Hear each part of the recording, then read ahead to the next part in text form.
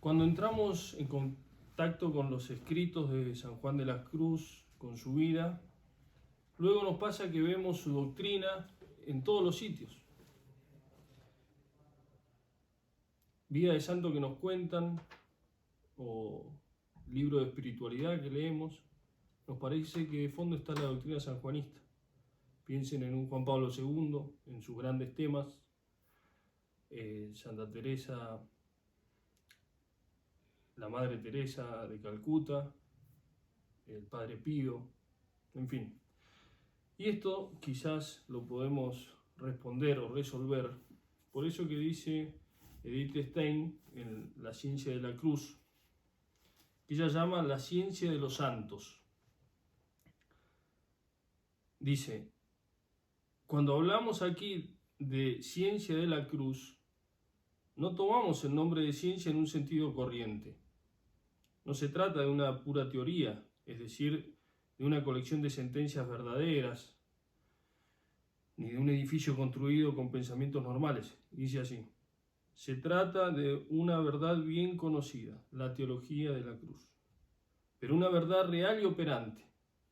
Dice que es como una semilla en el alma que va dejando su sello en todas las obras y las omisiones que realizan. En este sentido es como puede hablarse de ciencia de los santos, y a él nos referimos cuando hablamos de ciencia de la cruz. San Juan de la Cruz, su vida, su doctrina, tienen como núcleo esencial a Cristo y su cruz, un Cristo crucificado. Dice un autor Capánaga, en esto que es el valor psicológico de la doctrina de San Juan de la Cruz, dice así, el místico de Ontiveros le cabe la honra de haber sistematizado la múltiple experiencia de Santa Teresa y la suya propia. Su magisterio en la ciencia mística tiene, como todas las grandes empresas españolas, carácter de universalidad.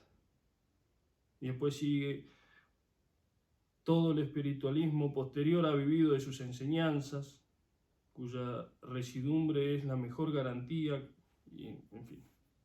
Sigue hablando de esta universalidad de la doctrina sanjuanista, de la doctrina de la cruz. Pocos místicos han asimilado con tanta intensidad este núcleo exigente de Cristo, el que quiere venir en pos de mí, niéguese a sí mismo, tome su cruz y sígame. Otro autor dice, pocos santos han sobresalido tanto en el procurar una cabal identificación con Cristo crucificado, en lo que es dado a una criatura imitar al Verbo encarnado en la suprema humillación de su pasión y muerte. Podemos decir que San Juan de la Cruz, en todas sus obras, las obras que escribe, tiene a Cristo presente en su mente. Así como todo el camino espiritual está en todas sus obras, lo dice Edith Stein en una de sus cartas, dice así, explica qué es la subida, qué es el cántico, qué es la noche, y termina, básicamente puede encontrarse todo el camino en cada una de las obras, únicamente que en cada caso se acentúa una etapa u otra. Lo mismo podemos decir de la figura de Cristo. San Juan de la Cruz siempre está pensando en Cristo, solo que acentúa un aspecto u otro. Bien, en la subida al Monte Carmelo entonces lo veremos a Cristo como ese ejemplo a seguir, esa puerta, camino que hay que subir, y nos hace concentrarnos en el que pongamos los ojos en Él. Después en otra de sus obras, voy a terminar al final comentando la poesía, el poema del pastorcico, que es Cristo, pastor amante, que va en busca del alma. Bien, entonces en la subida, ya al inicio, el primer libro, son 3 libros, los de la subida. En el primero, tiene 15 capítulos, el 13, ya hacia el final, pues son muy breves los últimos, hace como un resumen de todo lo que tiene dicho y poner esos avisos que dice para entrar en la noche activa del sentido. Y da 2 avisos Dice el primero: traiga un ordinario apetito de imitar a Cristo en todas sus cosas, conformándose con su vida, la cual se debe considerar, para saberle imitar y haberse en todas las cosas como si hubiera Él. Entonces, lo primero que dice para entrar en esta noche del sentido es imitar a Cristo. Y para hacer eso hay que considerar. ¿Y qué es considerar para el santo? En el cántico dice: considerar es mirar muy particularmente con atención y estimación aquello que se mira. Y en otro lugar de la subida más adelante va a decir qué es lo que es esto de estimación. O sea, considerar es mirar con estimación, con atención. ¿Y qué es estimación? Dice: porque no puede uno poner los ojos de la estimación en una cosa que no los quite de las demás, de lo cual se sigue, por lo menos, desestima real de las demás cosas, porque naturalmente, poniendo la estimación en una cosa, se recoge el corazón de las demás cosas en aquella que estima. Y de este desprecio real es muy fácil caer en el intencional y voluntario. Y así dice más adelante, que es no solo en el corazón, sino mostrándolo con la lengua, diciendo: tal o tal persona no es como tal o tal. ¿Ven cómo entonces esta estimación de Cristo, esta imitación pasa de uno de considerarlo, después pasa incluso a la lengua, como dice, a las obras.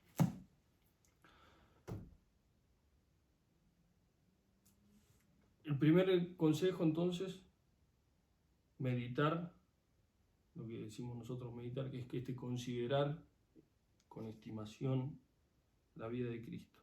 Y el segundo, para poder hacer este primero, mejor considerar la vida de Cristo, dice: para poder bien hacer esto, cualquier gusto que se le ofreciera a los sentidos, como no sea puramente para honra y gloria de Dios, renúncielo y quédese vacío de él por amor a Jesucristo.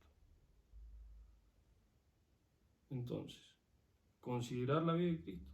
Y para poder considerar mejor y estimar mejor a Cristo, renunciar a todo lo que no sea para su mayor honra y gloria.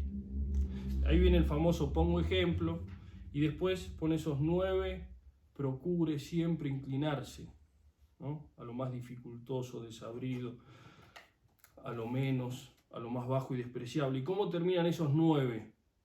Dice: no andar buscando lo mejor de las cosas temporales, sino lo peor, y desear entrar en toda desnudez y vacío y pobreza por Cristo de todo cuanto hay en el mundo. Otra vez entonces cierra esas 9 inclinaciones que debemos constantemente procurar en el motivo, porque por Cristo. ¿Ven cómo entonces Cristo es lo que inflama el alma de uno para salir en esa noche, para salir inflamada? Es lo que después en el cántico será lo que hace salir tras él clamando, buscándolo en todas las cosas. Bien, entonces, en el primer libro de la subida, en el capítulo 13, ya tenemos fuertemente la figura de Cristo, al cual debemos imitar, estimarlo, y todas las renuncias deben ser hechas por amor a Él. Bien, el libro segundo ya empieza a tratar entonces de la unión con Dios que se da en la voluntad. Bueno, las dos voluntades se unen ahí.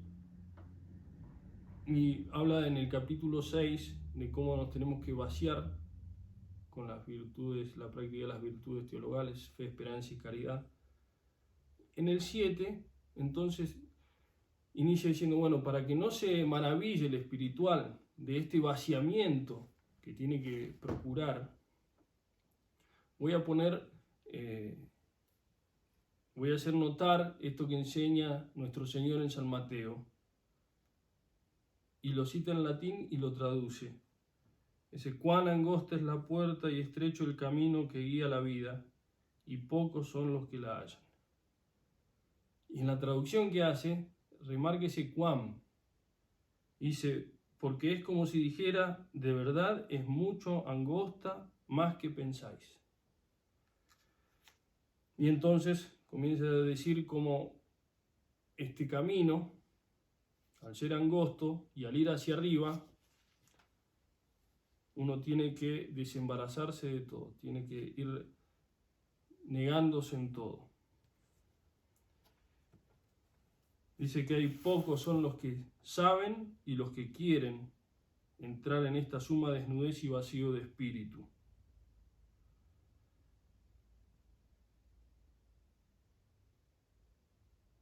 En este camino dice que es hacia arriba y es angosto, y entonces hay que buscar y granjearse solo el trato con Dios. En los dichos, tiene un dicho que muy simpático, dice, como quien tira un carro cuesta arriba, es el que no sacude los cuidados y apaga el apetito. Bien, continúo entonces explicando esto de cómo hay que vaciarse, y cita eso: si alguno quiere seguir mi camino, niéguese a sí mismo, tome su cruz y sígame. Porque el que quiere salvar su vida, la perderá. Y el que la perdiere, ganarla. Y ahí interrumpe el discurso, lo interrumpe después otras veces, pero dice, oh, ¿quién pudiera ahora dar a entender, a ejercitar y a gustar qué cosa sea este consejo de Cristo, de negarnos a nosotros mismos? Cuando empezó el capítulo dijo que él no tenía ni el saber ni el espíritu para declarar esto que iba a decir. Entonces ahora corta, por ejemplo, oh, ¿quién pudiera hacer esto? Más adelante va a interrumpir otra vez. Dice, porque muchos espirituales se piensan que basta con cualquier manera de retiramiento y reformación de las cosas. Y se contentan con eso, o con ejercitarse en las virtudes, y continuar la oración y seguir la mortificación, pero no llegan a la desnudez y pobreza que el Señor nos aconseja aquí. Más adelante, y piensan que basta con negarla en lo del mundo y no aniquilarla y purificarla en la propiedad espiritual, de donde les nace, les viene como en ofreciéndose algo sólido y perfecto, que es esta cruz, el huir. Les nace esto de huyen de ello como de la muerte. En cambio, el que tiene el verdadero espíritu, dice que va a buscar siempre la cruz. ¿Y qué es lo que es? Es eso. Incluso en Dios lo desabrido, y más se inclina al padecer que al consuelo, y más al carecer de todo bien por Dios que al poseerle, y a las sequedades, y ven, y ahí como que repite eso que dijimos del capítulo 13. Y termina definiendo qué es lo que es el amor de Dios. Dice, mas buscar a Dios en sí, dice, porque buscarse así en Dios es buscar los regalos y recreaciones de Dios, mas buscar a Dios en sí es no solo querer carecer de eso y es otro por Dios, sino inclinarse a escoger por Dios todo lo más desabrido, ahora de Dios, ahora del mundo. Y esto es amor de Dios. Otra vez interrumpe. ¿O quién pudiera dar a entender hasta dónde quiere nuestro Señor que llegue esta negación? Bien, entonces dice que hay que elegir lo que más se parezca a la cruz de Cristo. Dice que en este camino, que es angosto, no cabe más que la negación. Dice, como da a entender el Salvador y la cruz, que es el báculo para poder arribar. Me presentan a la cruz como una ayuda, como algo para donde nos podemos apoyar para poder ir subiendo. Y el punto 8 de este capítulo 7 es el central cuando lo pone a Cristo como ejemplo, y dice, así querría yo persuadir a los espirituales como una sola cosa es necesaria. ¿Y cuál es esta cosa? Dice, que es saberse negar de veras, según lo exterior e interior, dándose al padecer por Cristo y aniquilarse en todo.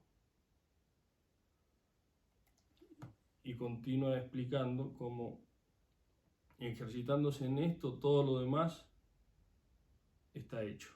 Y ejercitarse en todo lo demás sin en esto es como irse por las ramas y no sacar provecho. Y dice, porque el aprovechar no se halla sino imitando a Cristo, que es el camino, la verdad y la vida, y ninguno viene al Padre sino por Él, como lo dice San Juan. De donde todo espíritu que quiere ir por dulzuras y facilidad y huye de imitar a Cristo, no le tendría por bueno. Y entonces va a decir, bueno, como he dicho que Cristo es el camino, y este camino es morir a la naturaleza en sensitivo y espiritual, quiero dar a entender cómo sea este ejemplo de Cristo, porque Él es nuestro ejemplo y luz. Entonces ahora explica cómo es esta muerte en lo sensitivo y en lo espiritual. En cuanto a lo primero, cierto está que Él murió a lo sensitivo, espiritualmente en la vida y naturalmente en la muerte. Pues como Él dijo, en la vida no tuvo donde reclinar la cabeza. En cuanto a lo segundo, cierto está que al punto de la muerte quedó también aniquilado en el alma, sin consuelo y alivio alguno. Y dice, lo cual fue el mayor desamparo sensitivamente que había tenido en su vida. Y así, en él hizo la mayor obra que en toda su vida, con milagros y obras había hecho, ni en la tierra ni en el cielo, que fue reconciliar y unir al género humano por gracia con Dios.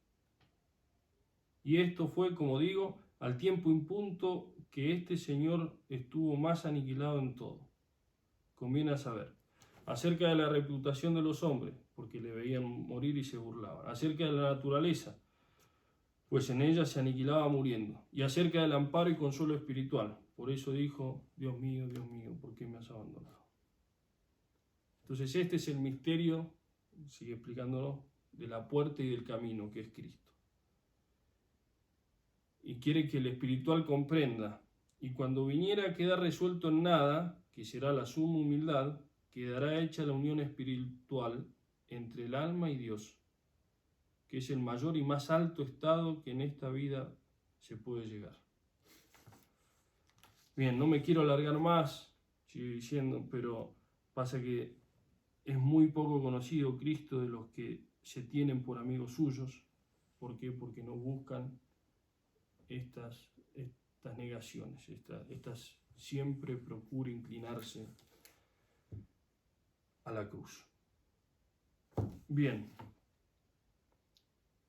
El otro texto que quería comentar es también de este segundo libro de la subida, capítulo 22. Comienza diciendo, está hablando del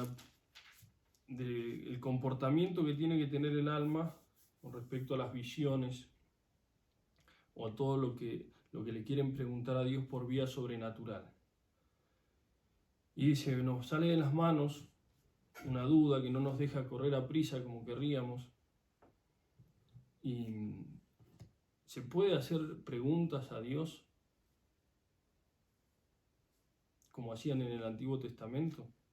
Entonces pone ejemplo del Antiguo Testamento, cómo Dios respondía, hablaba con ellos y no se enojaba, y que era bien hecho, y que si no lo hacían estaba mal. Pero ahora, en la ley nueva, dice, y aprovecho y le cito en el Catecismo de la Iglesia Católica, en el número 65 está justo este texto. Dice, porque en darnos como nos dio a su Hijo, que es una palabra suya, que no tiene otra, todo nos lo habló junto y de una vez en esta sola palabra. Porque lo que hablaba antes en partes a los profetas, ya lo ha hablado todo en él, dándonos al todo, que es su Hijo. ¿Ven? Pone este texto de la subida al monte, el libro segundo, capítulo 22. Sigue citando la carta a los Hebreos, eso que todos recordamos, y dice, antiguamente Dios habló a los profetas y a nuestros padres de muchos modos y de muchas maneras, ahora a la postre en estos días nos ha hablado en el Hijo todo de una vez. Y ahí dice entonces que nos dio al todo, ¿sí? Su Hijo. Y fíjense en lo que sigo leyendo ahora de este capítulo, en lo que insiste de mirar a Jesucristo.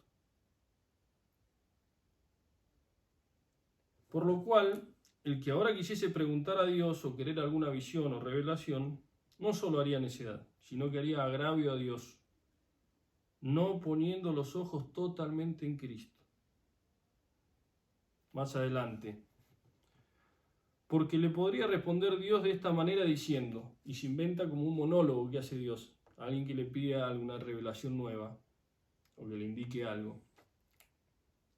Entonces dice el monólogo este de Dios, si te tengo ya habladas todas las cosas en mi palabra, que es mi Hijo, y no tengo otra, ¿qué te puedo yo ahora responder o revelar que sea más que eso? Pon los ojos solo en Él, porque en Él te lo tengo dicho todo y revelado, y hallarás en Él aún más de lo que pides y deseas. Porque tú pides locuciones y revelaciones en parte, y si pones en Él los ojos, lo hallarás en todo. Porque Él es toda mi locución y respuesta, y es toda mi visión y toda mi revelación. Y sigue explicando, como todo nos lo dio en el Hijo. Oídle a Él. Si antes, en este monólogo de Dios Padre, dice, si antes hablaba, era prometiendo a Cristo, y si me preguntaban, eran las preguntas encaminadas a la petición y esperanza de Cristo.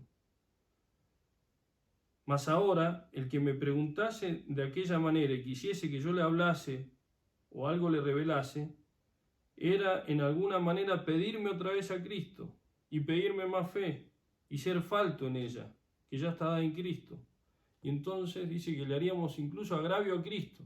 Y sería como pedirle que vuelva a encarnarse, que vuelva a pasar la vida que pasó y a sufrir y a morir. En cambio dice, míralo tú bien, que ahí lo hallarás ya hecho y dado todo eso, y mucho más. Si quieres que te respondiese yo alguna palabra de consuelo, mira a mi Hijo, sujeto a mí y sujetado por mi amor y afligido, y verás cuánto te responde. Si quieres que te declare yo algunas cosas ocultas, pon los ojos en Él, y hallarás ocultísimos misterios y sabiduría y maravillas de Dios que están encerradas en Él. Entonces, fíjense que al menos 5 veces dijo de mirar a Cristo. Todo con mira totalmente a Cristo, pon solo los ojos en Cristo, míralo bien. Y esto me hace acordar a Juan Pablo II, cuando tenía 19 años, trabajaba en unas minas y hay un sastre que se llama Juan Tiranowski, que lo introduce en San Juan de la Cruz, y después cuando va a Roma estudia San Juan de la Cruz, tiene su tesis, y justo en la tesis, en la primera parte que hace un análisis en el punto 10 de la subida al monte, habla de este tema, de Cristo y cómo hay que mirarlo. Y entonces, digo, si recuerdan esas palabras que dicen en Chile, que es famoso el video que dice, mírenlo a Él, no tengan miedo. Pienso que detrás de eso el Papa puede haber estado pensando en este texto de San Juan de la Cruz. Esa vez le decía a los jóvenes, no tengáis miedo de mirarlo a Él, mirad al Señor, ¿qué veis? ¿Es solo un hombre? No, es más que eso. Y sigue hablando. Más adelante, mirad al Señor con ojos atentos y descubriréis en Él el rostro mismo de Dios. Jesús es la palabra que Dios tenía que decir al mundo. Y unos renglones más adelante dice, este es, amigos míos, el mensaje que el Papa quiere transmitir a los jóvenes. Buscad a Cristo, mirad a Cristo. Entonces fíjense cómo tenemos que poner los ojos en Cristo, como San Juan de la Cruz nos invita entonces a ponernos los ojos en Cristo y en Cristo sujeto y sujetado por amor a mí, dice. La vez que lo describe dice así, sujeto y sujetado, y verán cuánto le responde. Porque el resto del capítulo, San Juan de la Cruz sigue explicando esto de la sujeción, de cómo el alma se tiene que someter al director espiritual, o al superior, o él dice el juez espiritual, cuando Dios le revela algo. Y da consejos buenísimos, muy sabios para la dirección espiritual, para la obediencia. Dice incluso que Dios muchas veces revela las cosas, pero no el modo de hacerlas. Entonces, usa ejemplos de la Escritura como para el modo Dios quiere que consultemos. Y pone ese ejemplo hermoso de cuando Moisés, Dios le dijo que le daba a Aarón para que lo ayudase en su ministerio, y dice, animóse luego con la esperanza del consuelo del consejo de su hermano, porque esto tiene el alma humilde, que no se atreve a tratar a solas con Dios. Y sigue, cuando nosotros consultamos o cuando nosotros hablamos con el director de eso que Dios nos ha mostrado para hacer, es como que nos los da de nuevo, con más fuerza, luz, seguridad. Bien, y después termina dando 3 motivos por los cuales él aconseja siempre esta obediencia al director. Porque muchas veces no se sabe la doctrina esta de la desnudez y pobreza espiritual, y principalmente por esto de la humildad y sujeción, ¿no? Mira a mi hijo, sujeto y sujetado por amor a mí. El último texto de la subida ya es al final, ¿no? En el tercer libro, tiene 45 capítulos, creo, en el 44, justo el anterior, muy breve, nos pone a Cristo como ejemplo de maestro. Suele decir San Juan de la Cruz, introducir la cita diciendo,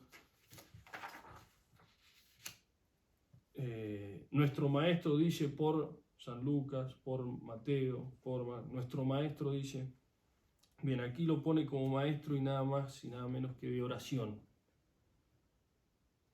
Entonces está hablando sobre las ceremonias y las oraciones, ¿no? De cómo se ha de enderezar a Dios el gozo y fuerza de la voluntad por estas devociones. El título del capítulo 44. Y lo que destaco es esto, como dice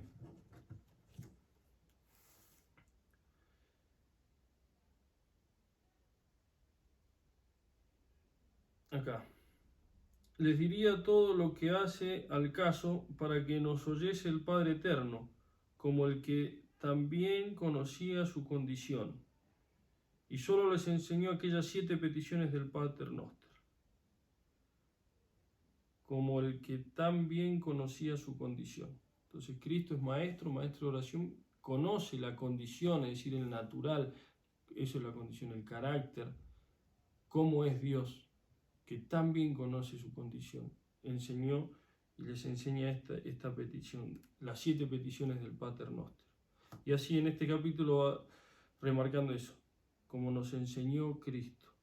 Mas no enseñó variedad de peticiones, sino que esta, que repitiesen muchas veces y con fervor y cuidado. Y bueno, y así sigue el resto del capítulo, enseñando principalmente esto, como la oración, como perseverar en la oración y cómo unirnos a la voluntad de Dios en la oración. Bien, en el poema este del pastorcico, para terminar, es una de los poemas vuelto a lo divino, que se llama, porque eran poemas populares o profanos que, cambiándole algunos versos o gran parte de los versos, lo volvían a lo divino, lo referían a Dios. Lo escribe en Granada junto con otros 2 otros dos poemas, ese por toda su hermosura y tras un amoroso lance, y representa es Cristo como pastor amante y la pastora es el alma. Es muy breve, se los leo, dice: un pastorcico solo está penado, es decir, está triste, está doliente, está herido de amor, ajeno de placer y de contento, y en su pastor ha puesto el pensamiento y el pecho del amor muy lastimado. No llora por haberle amor llagado, que no le pena verse así afligido, aunque en el corazón está herido, mas llora por pensar que está olvidado. Que solo de pensar que está olvidado de su bella pastora con gran pena, se deja maltratar en tierra ajena y el pecho del amor muy lastimado. Y dice el pastorcito: ay, desdichado de aquel que de mi amor se ha hecho ausencia y no quiere gozar de la presencia y el pecho por su amor muy lastimado. Y al cabo de un gran rato se ha encumbrado sobre un árbol do abrió sus brazos bellos y muerto se ha quedado asido de ellos y el pecho del amor muy lastimado. Presenta a Cristo como pastor que, según Fray Luis de León, es uno de los títulos más bellos de Cristo, por todo lo que encierra. Fíjense que en la antigüedad los reyes eran pastores. En la Ilíada, la Odisea, ¿no? Ponen los ejemplos: Eneas, pastor de hombres, o Agamenón, Atrida, pastor de hombres. En otro lugar dice: no he visto todavía ni veré hombres como Pirito o Driante, pastor de pueblos. O como recordarán en el Quijote, hacia el final, cuando antes de que se enferma y muere, decide hacerse pastor. Y entonces le dice al bachiller y al cura que tenía pensado de hacerse aquel año pastor y entretenerse en la soledad de los campos, dando a rienda suelta podía dar vado a sus amorosos pensamientos, ejercitándose en el pastoral y virtuoso ejercicio. Y así les dice que ya había comprado toda la hacienda que él podía comprar y les había pensado los nombres. Entonces los pastores eran los que se dedicaban a este virtuoso ejercicio y cantaban sus poemas de amor.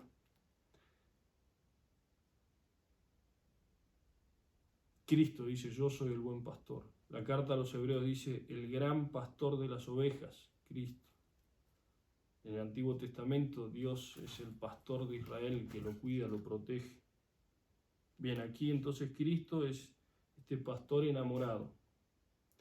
Y en esta primera estrofa nos muestra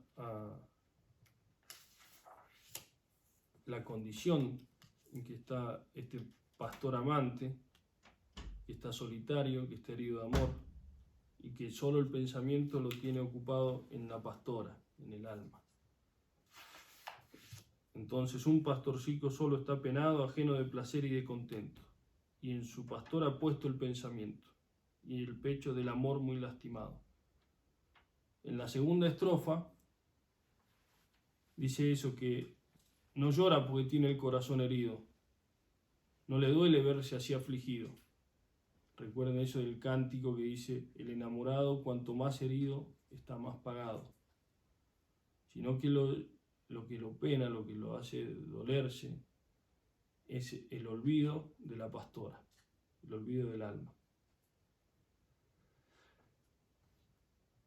Y en el motivo central de esta estrofa es la pena del pastor por la ausencia de la amada. Una pena que es un infinito deseo de traerla hacia sí para que así se cumpla la ley suprema del amor. En ese romance, que es esos versos que tiene San Juan de la Cruz, dice que lo que es el amor perfecto. Dice: en los amores perfectos esta ley se requería, que se haga semejante el amante a quien quería, que la mayor semejanza más deleite contenía. Y entonces dice, no llora por haberle amor llagado, que no le pena verse así afligido, aunque en el corazón esté herido, mas llora por pensar que está olvidado. La estrofa 3 se ve ya la clara actitud oblativa de este pastorcico que voluntariamente, por puro amor hacia ella, hacia el alma, va a buscarla con gran pena y ardiente deseo, se deja maltratar en tierra ajena. Dice en el mismo poema, en el romance que citaba recién, dice, iré a buscar a mi esposa y sobre mí tomaría sus fatigas y trabajos. En tanto padecía y porque ella vida tenga, yo por ella moriría. Entonces la gratitud del pastorcico es la condición más profunda de Cristo. Y por eso San Juan de la Cruz llega a decir, si el alma busca a Dios, mucho más la busca su amado a ella. La llama. La leo entonces la estrofa 3, que solo de pensar que está olvidado de su bella pastora con gran pena, se deja maltratar en tierra ajena y el pecho del amor muy lastimado. La estrofa 4 ya manifiesta verbalmente su amor por la bella pastora y es como un reclamo amoroso, como un diálogo con la esperanza de provocar el cambio de actitud en quien ahora ha permanecido indiferente a su amor. Dice así, y dice el pastorcito, ay desdichado de aquel que de mi amor ha hecho ausencia y no quiere gozar mi presencia, y el pecho de su amor muy lastimado. Y termina con esta estrofa así es totalmente de San Juan de la Cruz, después de un gran rato, de un tiempo, después de un gran rato se ha encumbrado, ¿no? Como en el Evangelio de San Juan que presenta a Cristo elevado, que atraerá a todos hacia Él. Y el árbol, ¿no? Nos hace acordar al Vexilla Regis, al árbol. Y este árbol que ya no tiene ramas, sino que tiene brazos bellos. Dice, y al cabo de un gran rato se ha encumbrado sobre un árbol, do abrió sus brazos bellos, y muerto se ha quedado asido de ellos, y el pecho del amor muy lastimado. Y entonces aquí es cuando cobra sentido este verso que venimos repitiendo, y el pecho de amor muy lastimado. Ya no hace referencia ni a la flagelación, ni a los clavos, ni a toda la pasión, sino solo al amor. El amor por la pastora es lo que lo mueve a encarnarse y a sufrir por ella. De modo que, como San Bernardo, podemos decir que San Juan de la Cruz tiene esta doctrina que el fin de la encarnación es hacer que la criatura se enamore de Jesucristo. Porque nos podría haber redimido de muchos modos, pero elige el más noble, que es dejar que libremente la criatura se enamore del pastorcico. Bien, espero con esta charla haber explicado un poco qué pensaba, qué escribió San Juan de la Cruz sobre Cristo, principalmente en la subida al Monte Carmelo, y que así podamos cumplir un poco mejor eso que dicen nuestras constituciones, en el número 7 al inicio, que dice que tiene que ser nuestro fundamento y que no es otro que Jesucristo. Dice, queremos fundarnos en Jesucristo, que ha venido en carne, y en solo Cristo, y Cristo siempre, y Cristo en todo, y Cristo en todos, y Cristo todo. San Juan de la Cruz ruega por nosotros.